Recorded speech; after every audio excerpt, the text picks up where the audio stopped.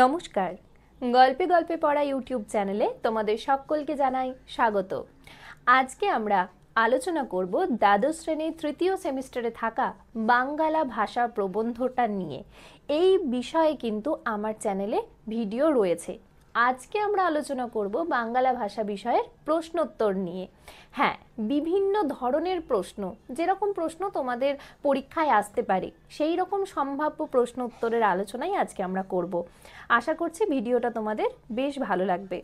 আর আরও একটা কথা তোমাদের বলে রাখি, সেটা হলো যদি তোমাদের কারোর বাঙ্গালা ভাষা প্রবন্ধটা বুঝতে কোনো রকম অসুবিধা হয়ে থাকে তাহলে অবশ্যই তোমরা আমার চ্যানেলে থাকা ভিডিওটা দেখতে পারো। সেখানে আমি পুরো প্রবন্ধটা ভালোভাবে বোঝানোর চেষ্টা করেছি। আজকে কিন্তু আমরা শুধুমাত্র প্রশ্নোত্তরের আলোচনা করব। যদি ভিডিওটা ভালো লাগে তাহলে অবশ্যই একটা লাইক করবে এবং বন্ধুদের মধ্যে বেশি বেশি করে ভিডিওটা শেয়ার করে দেবে। তো চলো এবার প্রশ্নোত্তরের মধ্যে যাওয়া যাক। প্রথম আমরা যে ধরনের প্রশ্ন নিয়ে আলোচনা করব সেটা হলো স্তম্ভ। দেখো, দুটো স্তম্ভ দেওয়া রয়েছে এবং আমাদেরকে স্তম্ভ মেলাতে হবে। আমাদের স্ক্রিনে যেটা যাচ্ছে সেখানে দেখো, স্তম্ভ 1-এ রয়েছে প্রাচীন বিদ্যা, সাধারণের ভাষা, চলিত ভাষা, অস্বাভাবিক ভাষা, এবং স্তম্ভ 2-এ আছে পাণ্ডিত্য, সংস্কৃত, লোকহিত এবং শিল্প নৈপুণ্য। তো এখান থেকে আমরা বুঝে মেলাবো। প্রাচীন বিদ্যা, প্রাচীন বিদ্যা কোনটা? প্রাচীন বিদ্যা হচ্ছে তোমার সংস্কৃত, তাই তো? তাহলে 2 নম্বর অপশানটা হবে, এতে হবে 2। এবং বি হচ্ছে সাধারণের ভাষা। সাধারণের ভাষা মানে লোকহিত যেটা, তাই তো? লোকহিতায় সাধারণের ভাষা। এবং চলিত ভাষা, চলিত ভাষায় শিল্প নৈপুণ্য হয় না, এই ধরনের একটা কথা আমরা পেয়েছিলাম। তাহলে সিয়েরটা হচ্ছে 4। এবং অস্বাভাবিক ভাষা হচ্ছে পাণ্ডিত্য।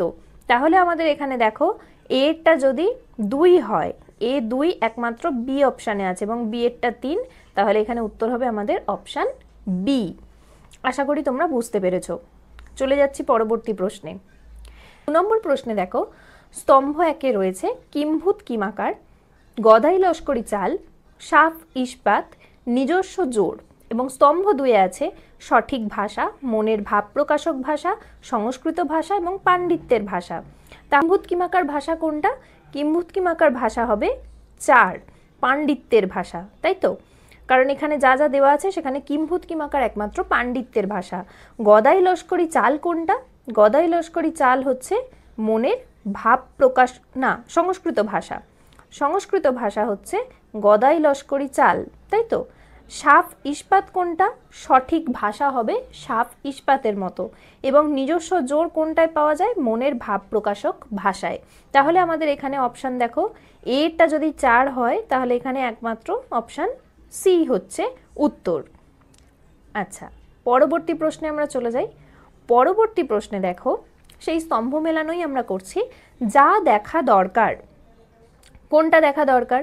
যা দেখা দরকার নেই, বাংলাদেশের ভাষা হয়ে উঠবে যাকে জলে ভাসান দিতে হবে। বাংলাদেশের ভাষা হয়ে উঠবে কোনটা? কলকাতার ভাষা, তাই তো?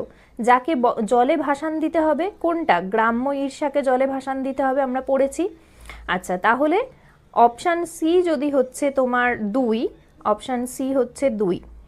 দেখো, এখানেই আমরা পেয়ে যাচ্ছি যে অপশান ডি হচ্ছে উত্তর হবে, কারণ যাকে জলে ভাসান দিতে হবে সেটা হচ্ছে 1, D1।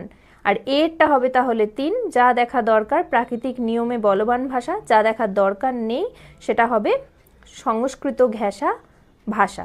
তাহলে আমরা উত্তর পেয়ে গেলাম অপশান ডি। আচ্ছা, পরবর্তী প্রশ্নে চলে যাই। পরবর্তীতে দেখো, এবার তোমাদের যেরকম একদম সিম্পল প্রশ্ন আসে সেই রকম প্রশ্ন। ড্যাশ পত্রিকার সম্পাদককে স্বামীজি যে পত্র লেখেন বাঙ্গালা ভাষা তার অংশবিশেষ, কোন পত্রিকার সম্পাদককে লিখেছিলেন? এটা আমি তোমাদের জন্য ছাড়লাম, এর উত্তরটা আমাকে কমেন্ট বক্সে জানাও। আচ্ছা, প্রাচীনকাল থেকে সংস্কৃত আমাদের দেশে সমস্ত ড্যাশ আশ্রয়, কিসের আশ্রয়? বিদ্যাচর্চার আশ্রয়। আমাদের বইতে ছিল বিদ্যাচর্চার আশ্রয় হচ্ছে সংস্কৃত। বুদ্ধ থেকে চৈতন্য, রামকৃষ্ণ পর্যন্ত সাধারণ লোকের ভাষায় সাধারণকে শিক্ষা দিয়েছেন। আচ্ছা, পরবর্তী প্রশ্ন কি? যারা এসেছেন তারা সকলেই সাধারণ লোকের ভাষায় সাধারণকে শিক্ষা দিয়েছেন। যারা কিসের জন্য এসেছেন? লোকহিতায়, তাই তো? প্রশ্নটা কিন্তু খুব ইম্পর্টেন্ট। দেখো তোমাদের এইচএস WBCHSC মডেল কোয়েশ্চেনের এইটা প্রশ্ন বলে দেওয়া আছে। আচ্ছা, পরবর্তী প্রশ্নে চলে যাই।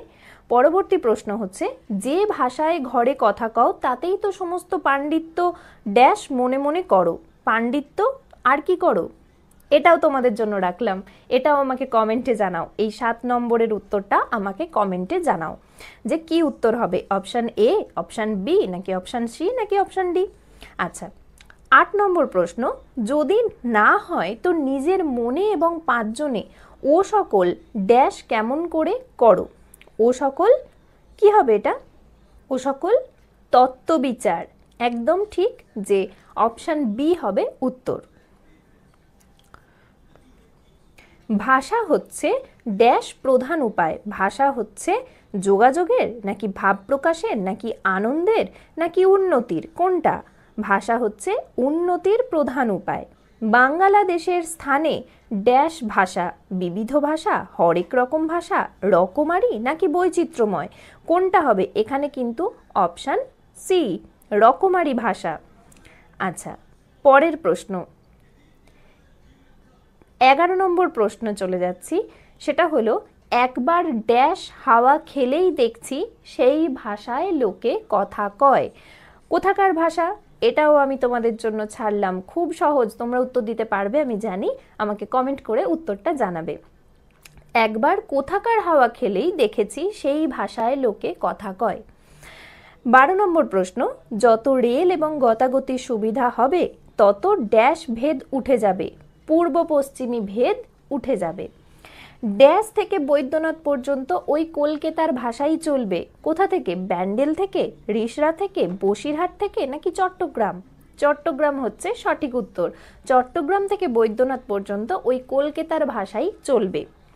আচ্ছা, পরের প্রশ্নে চলে যাচ্ছি। ড্যাশ ভাষাই অল্প দিনে সমস্ত বাংলাদেশের ভাষা হয়ে যাবে। কলকাতার ভাষায় অল্প দিনে সমস্ত বাংলাদেশের ভাষা হয়ে যাবে। আচ্ছা, পরের প্রশ্ন, হেথায় ড্যাশ ঈর্ষাটিকেও জলে ভাসান দিতে হবে। হেথায় গ্রাম্য ঈর্ষাটিকেও জলে ভাসান দিতে হবে।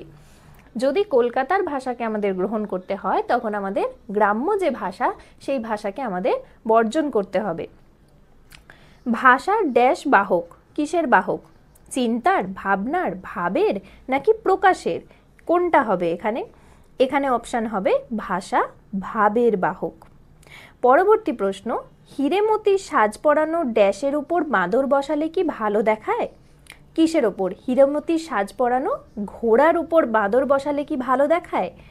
পতঞ্জলি রচনা করেছিলেন কে? এটাও আমি তোমাদের জন্য ছাড়লাম। হ্যাঁ, এই উত্তরটাও আমাকে কমেন্টে জানাবে, পতঞ্জলি কে রচনা করেছিলেন। পরবর্তী প্রশ্ন, আচার্য ড্যাশ ভাষ্য দেখো। কার দেখবে? বিশ্বনাথের, শঙ্করের, রামানুজের, নাকি পতঞ্জলির? পরের, ড্যাশ কালের সংস্কৃত দেখো। অর্বাচীন কালের সংস্কৃত দেখো। Option D. দু একটা পচা ভাব রাশিকৃত অলঙ্কার, শব্দ, ফুলচন্দন, নাকি সুগন্ধি? কোনটা হবে 21-এর? 21-এর অপশান হবে অপশান সি, যে দু একটা পচা ভাব রাশিকৃত ফুলচন্দন দিয়ে ছাপাবার চেষ্টা হয়। হা হা, কি পেঁচোয়া বিশেষণ, কি ড্যাশ সমাস, কি শ্লেষ, কি বাহাদুর সমাস, তাই তো? 22-এরটা হচ্ছে বাহাদুর হবে। আচ্ছা, পরবর্তী প্রশ্নে চলে যাচ্ছি। তার কি ভাব, কি উদ্দেশ্য তার ড্যাশ ঋষিও বুঝতে পারেন না। কোন ঋষি? ভরত ঋষি। এখানে ভরত ঋষির কথা বলা হচ্ছে। তার উপর ড্যাশ ওস্তাদের নকলে দাঁতে দাঁত চেপে কোন ওস্তাদ? হিন্দুস্তানি, বেনারসি, মুসলমান, নাকি খাঁ সাহেব? এখানে কোনটা উত্তর হবে? মুসলমান ওস্তাদ। দুটো চলিত কথায় যে ভাবরাশি আসবে তা 2000 ড্যাশ বিশেষণেও নাই।